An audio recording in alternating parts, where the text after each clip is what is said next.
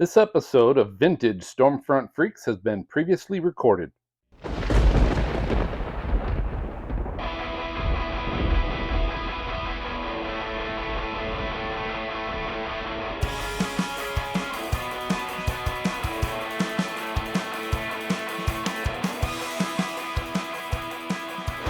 right, so we're here with media director and storm chaser Daniel Shaw. Daniel, so your talk here at the National Storm Chaser Summit was really on media and content protection. Thought it was really good. You did a great job with it. I think a very important topic. I will say this, and these are what my questions are going to be about. For the average or new chaser, right, who's not going out, maybe not getting all this great video, great photos, probably mostly video what we're covering here. Go ahead. Yet. But soon. Yeah, true. But to simplify it, right? To simplify, because I would say this, and part of it might be just me personally, listening to everything. Some of it can be really overwhelming, right? Mm-hmm. And for the Daniel Shaws and the Hank Shimas of the world, where there's lots of great content, it's getting stolen like crazy, and I get it all, and there's a lot of money there. But for an average chaser who's getting some content, now granted, as you talked about, some of this stuff could go viral in a minute, mm-hmm. right? Even if it's some Joe chaser. Simplify the process of how can I protect my content, or through whether it's the watermarking or just give us some simple things to take away that we can look forward to, so that stuff's not getting stolen from us. Okay, it's really quite simple. Every single chaser out there, if this is your passion, but know that when you do capture that oh my god moment, your content is valuable. Don't give it away, and contact a licensing broker to help manage it. We're done. It's been great having you. See you later. Until next time. Great talk. Okay, great talk. So, which is perfect. So that's it. It is that simple. Their content is valuable. If someone has asked for it, saying we would like to share it, it's valuable. Anyone messages you and says we want to share it, use it in any way, it's valuable. It's that simple. So they get that message, Daniel. Hey, can we use your content with credit to you? You did a great job of saying, here's what your response should be to that. Well, the thing is, this is where it gets interesting. There's two different types of we'd like to share this content with credit with you. There's we just want to share it, and there's ones that want to redistribute it. They make it sound really attractive to people, saying, hey, we'd like to share this with our viewers. Now, if it's a local TV station, actually it's three parts. If it's actually a local TV station, which it might be an ABC or CBS affiliate, for instance, if you thinking it's just, I've been watching this station since the age of 8. I love weather. My favorite meteorologist is messaging me. Half the time, they're actually bots that automatically send this stuff out. It's actually not them. It's a computer sending out random key tags to say, we'd love to use this content. It's really just a computer sending it, hoping you respond and do those requests. Sometimes they're real people. But what happens in that request process, if you say you gave it to your local TV station, thinking, look, I'm just giving it to my local station, it's major content. They're, say, an ABC affiliate or CBS affiliate.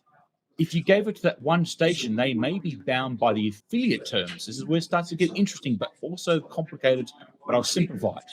If you give it to that one station, they may have to feed it back up to, say, CBS. CBS will put it onto a system called CBS NewsPath. CBS NewsPath might go to 2,000 networks globally. So what you would have thought would have made, say, $300-$400, just got sent out. You just lost $40,000 in content sent to your local station because you've been watching them since the age of 8. So if you want to look after your local station with a bit of free content because you love the local meteorologist, you want to keep your community informed, you could effectively, I hope this is not too complicated for you, you could effectively say to that local station, WTVK or whatever it is, you can use this content, make sure I get name credit. However, it's only for you, and you cannot send it to any other affiliates nationally or globally. That would then have to be licensed. So you've looked after your local station, people that may have given you done a profile on you, maybe support your storm chasing page, just a local station. but you've stopped the feed for international affiliates where that content then, instead of being to one local network, just went out to 6,000. And they may be obligated under the affiliate terms to do so. And I'll go one step further. Then you've got the other viral social media agencies. I won't mention their names with the risk of being sued, but some are out there to say, hey, we'd love to share this with our news partners. Our partners are this and this and this and this, and you'll be famous. We'll give you name credit.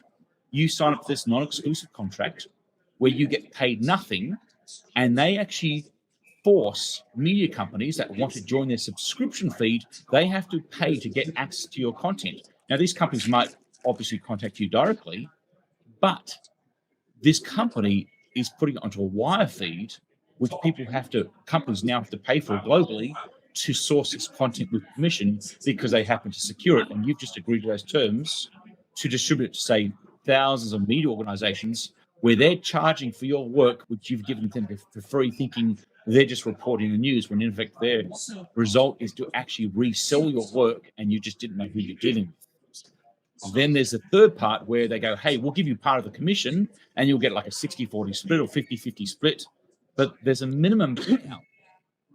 And there's also a maximum payout. So say the footage was worth $35,000, you may only get $1,000, and you, for the rest of your life, have to refer every single sale to them, and you're committed to them for life. So any documentaries, Nat Geo, Discovery Channel, that might be worth $1,000 or $2,000 for something historic, you'd have to then refer that sale to them. Otherwise, you'd be in breach of their contract, and you'd still get nothing because you've agreed to a lifelong term of being capped. So the best answer is deal with a local licensing agent. We do it across Australia and globally. I refer you back, the American chasers, back to the American distributors. We've got some really good ones that know how to get value from every network, and also all the Discovery channels or the National Geographic, it's all the documentary producers. So there's a simple answer, the one I walked away on, and there's the complicated answer. In effect, know if you've captured something on camera, which is like, I can't believe what I just captured, look at this, and you start sending it to everyone, think before you act. If you've captured that holy hell moment, know that it's worth something and protect it. Is it going to sell? Who knows? But I guess I tell you what, if it is major content and historic, you'll be regretting this to the day you die. So Is that a good answer for you? It's a good answer. I guess that I still, it was here's what I'm looking for is the response, right? So Joe gets a video posted on Twitter, and then all of a sudden gets, hey, we'd like to use your name, blah, blah, blah, blah, blah. What's their response? Like, what should their Twitter response be back to? Well, it depends if they have a licensing agent on.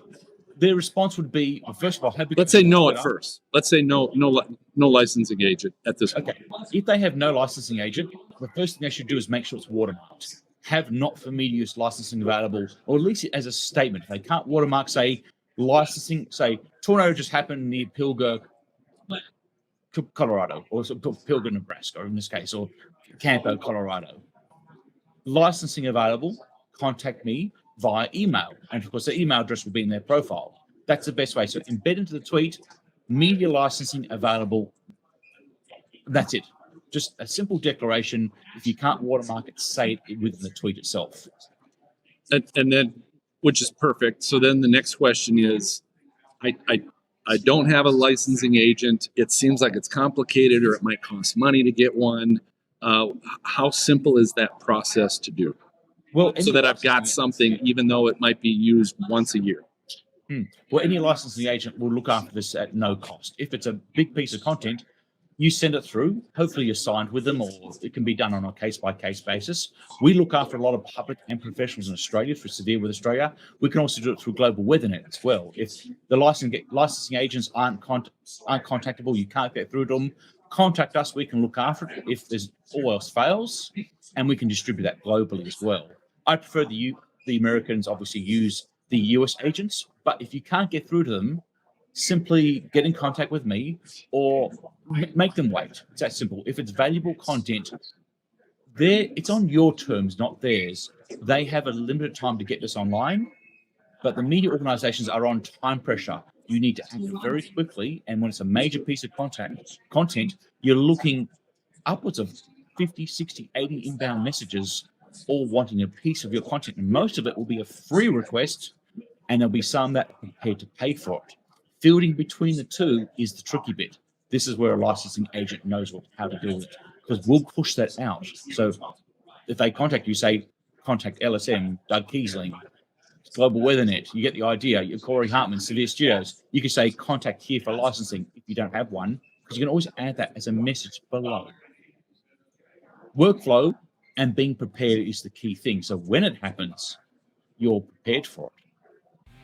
The Stormfront Freaks is now available on the Weather Store. Come shop our catalog of shirts, hats, and hoodies, all with our Stormfront Freaks logo and Outbreak logo. Plus, you'll find all your other favorite weather geek and storm chasing gear, footwear, and accessories. Visit the Weather Store at thewxstore.com, the exclusive supplier of the Stormfront Freaks. Mesoscaleforecast.com brings us StormNet, a state-of-the-art deep learning model designed to revolutionize severe weather forecasting. The innovative tool is tailored to provide unparalleled real-time predictions of severe weather events, including probability of wind, hail, and tornadoes. And now they've added Hurricane Vision, a cutting-edge hurricane track and intensity prediction system that uses deep artificial intelligence to predict the track and future intensity of tropical cyclones. You've seen us use it on our Stormfront Freaks live outbreak coverage with meteorologist Stormcat 5. Now you can use it as well. Visit Mesoscaleforecast.com and access live data subscriptions. Plus, when you enter the code Stormfront, you'll receive a 10% discount for life. Yes, for life. Go to Mesoscaleforecast.com. So we are here at the National Storm Chaser Summit 2023, and we're here with Chaser Jeff Piotrowski, and of course our co-host Jen Watts. And Jen, we'll start with a couple questions. Yeah, so Jeff, I actually have notes on my phone from your talk. It's really exciting, but let's just dive right into the future of what it's going to be like with just internet, storm chasing, and everything, and how Starlink is going to change like our world as we know it really fast and really soon. Right. So, I think our best storm chasing days are ahead of us, right? And I think if you look at what's happening globally right now with Starlink and the rapid acceleration of the 5060 version 1 of the Starlink satellites out there now, and then version 2 is coming, right? Yeah. Very, very soon. And those start launching, and they're extremely powerful. We're going to have global coverage, and the days where we can go anywhere in the world, take your cell phone and have emergency communications and also text, SMS text, but also be able to talk on a global scale. There will no more, very soon, you'll be able to go anywhere in the world. And I just saw a live shot this last couple of weeks ago from Mount Everest with the Starlink. The guy carried a battery pack up with the Starlink on top of Mount Everest. Guy was live from the summit. Okay.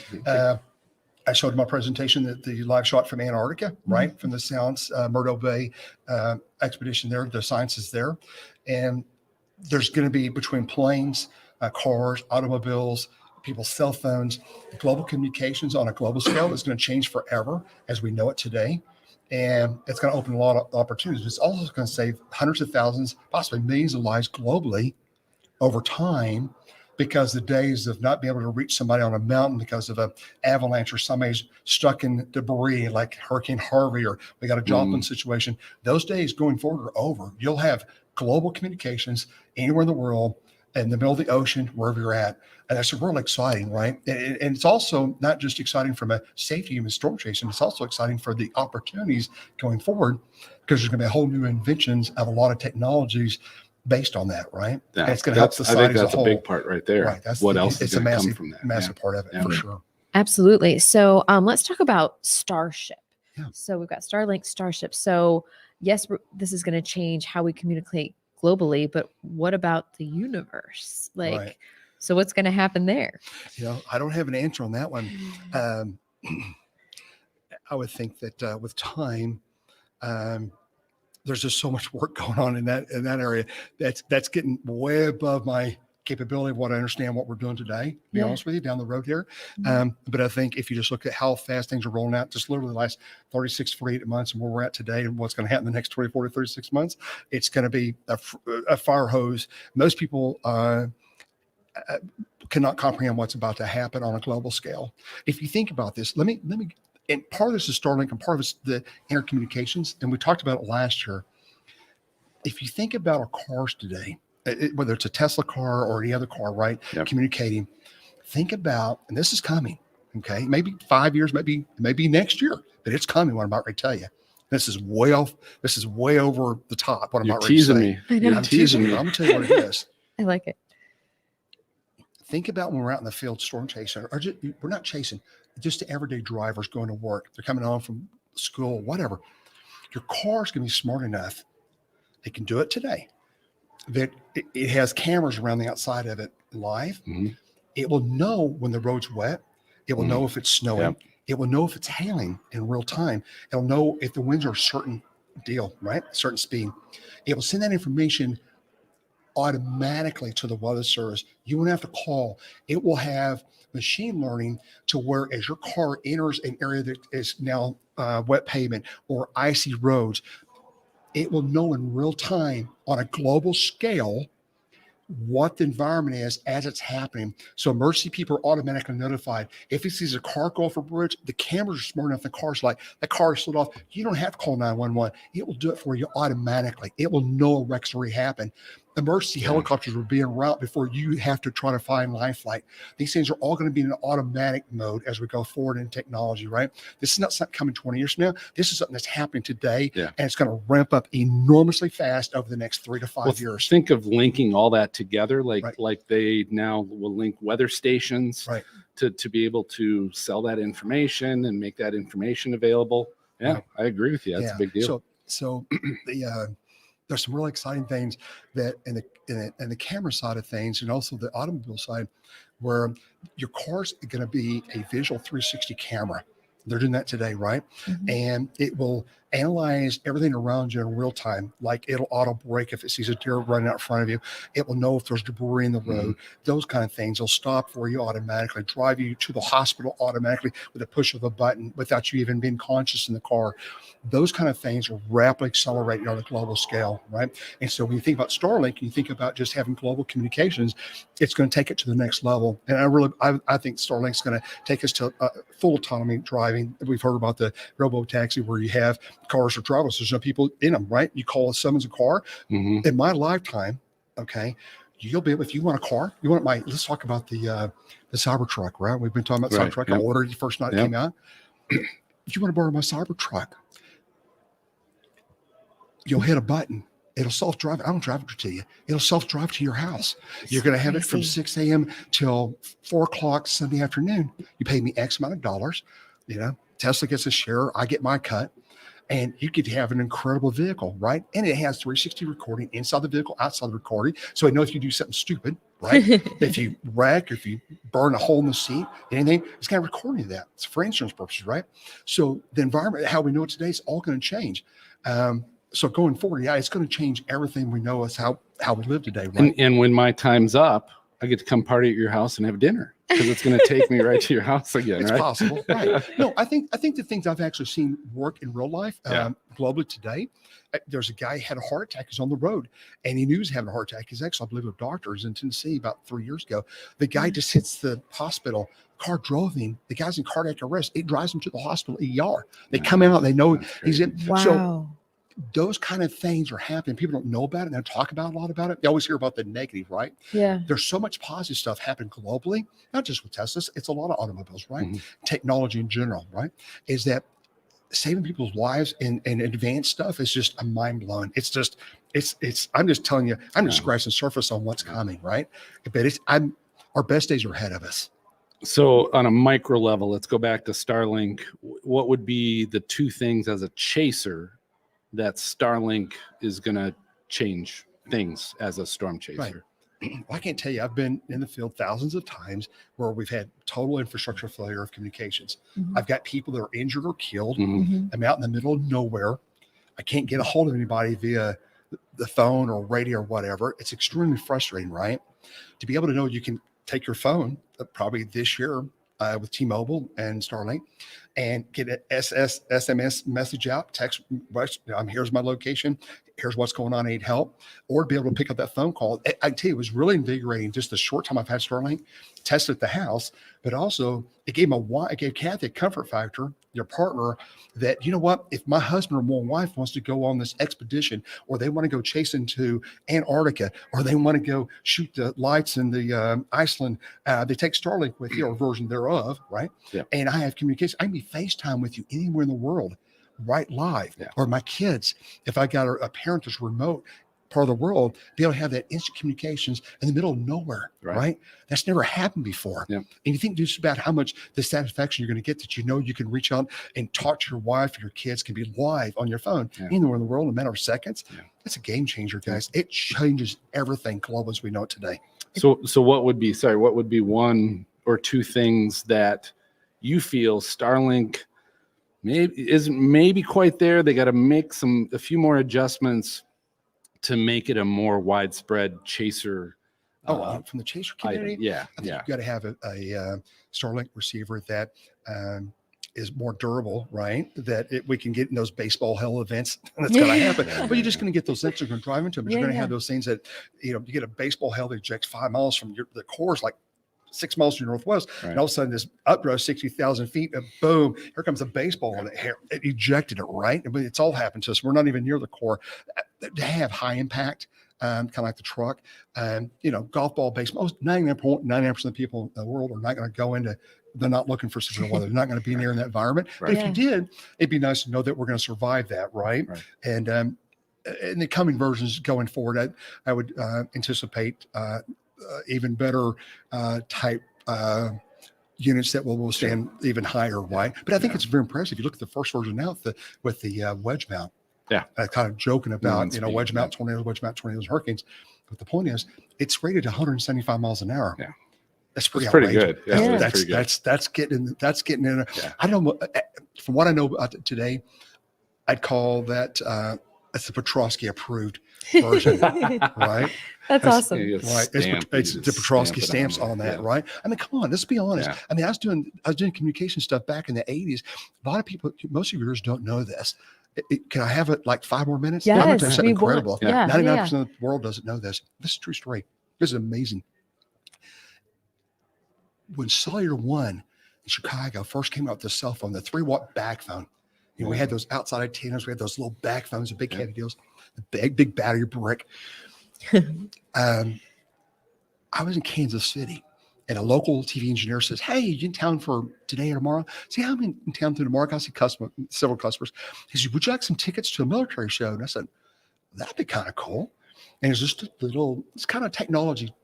And this engineer knew I was a technical nut. And I said, "Yeah, I can check that out." So when I was there, Sony had a device that looked like about the size of a laptop, and they called it the PVT-115. I remember it just like it was yesterday. And it was a still store, and it had a little RCA BNC connector on the side. And what it did, it allowed you to take a camera, and you plugged it into this little machine, and I'd hit a button, and it would grab a color image of one of the cameras pointing at. But here's the cool thing. So I found that at that show. Literally a couple of days later, I'm in Oklahoma City. Cellular One calls me because they know I'm in this space. They go, "We got something we think you might be interested in." I said, "What's that?" It was called the black box. Not the black box on the plane, the black box. And it was about the size of your iPhone. Okay. And it allowed you to have dial tone on a computer in your car. So that back phone, because it didn't give you dial tone, this little thing goes ding when you plugged it in. It had an RJ45 connector. Yep. So my light bulb goes off. I go, this is 48 hours after I'd just been in the show in Kansas City. I said, you know what? I've got technology. If I can make that marry with this, I can help everybody, right? Because I'm all about getting pictures and stuff to the TV stations and people as quick as possible. Right. Okay, this is 1980. It's 42 plus years ago, right? It's way back there, way back. Wow. So anyway, we got a meeting set up in Oklahoma City, right here in Oklahoma City, a TV station, brought the Sony guy in, Brett, brought Cellular One in, had all the district managers, VP from Chicago came down. And they said, what are we going to do? And I said, I'm going to show you. We're going to send an image from the parking lot into the station. So you have a unit out in the car. You had a unit at the station. I had a dial-in phone number. And I did a still story, grab the color picture, and I hit dial, hit the next button. It dialed the number, 405, whatever, it hit the number. Yeah. And then it connected. And it wasn't real fast. It was like, I think it was 9,600 baud. It was slow, Right. but it's a color image. And it would literally, the receive side, they'd have it on a monitor. It would come down one line at a time. Okay. And it may take 10 minutes for the picture. Color image, 1980 over cell phone. 1980, we're transmitting pictures over cell phone. That's So- amazing. Oh, yeah. And so that was the beginning of the groundbreaking, right? Yeah. And then there's the next thing. And then we developed the technology. Most people don't know this. We developed technology where it took 4 cell phones. A couple years later, we took 4 back phones and a computer, and we could record a minute, 2-minute clip out in the field. And these 4 back phones would call back at the station, like 4 landlines. And it basically, it's storing forward. I recorded the event just happened, and it would dial those numbers. And if the cell phone dropped off or one of the 4 lines dropped off, it moved the data to all the other lines, line 2, 3, or 4, or line 1 or whatever, until all the video sit. And then it put all the video together, put all the video back together, and though the lines dropped off, and then they can play the video back. Okay. Got a patent for that, right? Wow. It's a utility patent. It's still available. I still have it today, right?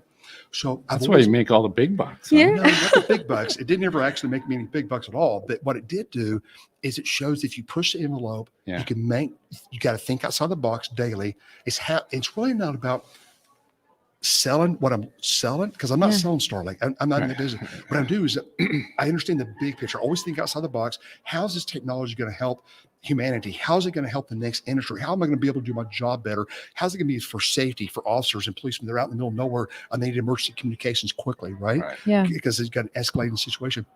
So I've had a history of this, 40 years of this kind of stuff, right? Mhm. So I get it, right? So it's just, I love that stuff, right? I just breathe, tell. Yeah, I eat, can I tell. love that kind of stuff. And That's that's cool. that's my deal, right? I love it. And then if I can get companies together, or if I'm selling it, I'm like, gosh, I love it even better. So you sell the technology, but the key is, it's not about what you're selling. It's about helping the other person, a company, a client. And a lot of times I will point people, I've got people today, and it happens quite frequently. Companies will call me. They're not even a customer of the Barron side of the house. And they'll call me and say, Jeff, I got this problem. Who shall I call? Do you know anything in the industry that'll help me? Say, oh, call XYZ. Here's their number. They call them and it solves their problem. Mm. You gotta be that person people rely on to Yeah. help you solve the problem. It has nothing to do. They're not gonna buy nothing from me, but I know I'm gonna help that customer, really. And at the end of the day, that's what's important. It's building those relationships, right?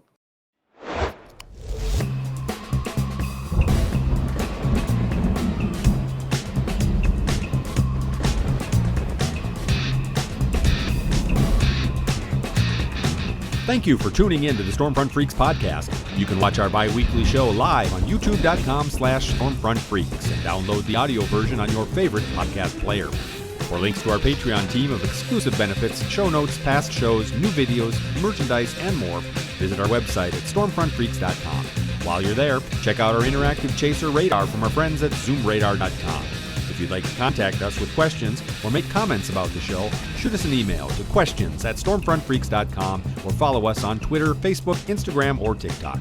Search for Stormfront Freaks. We'd love to hear from you. Join us next time and tell a friend about the Stormfront Freaks podcast.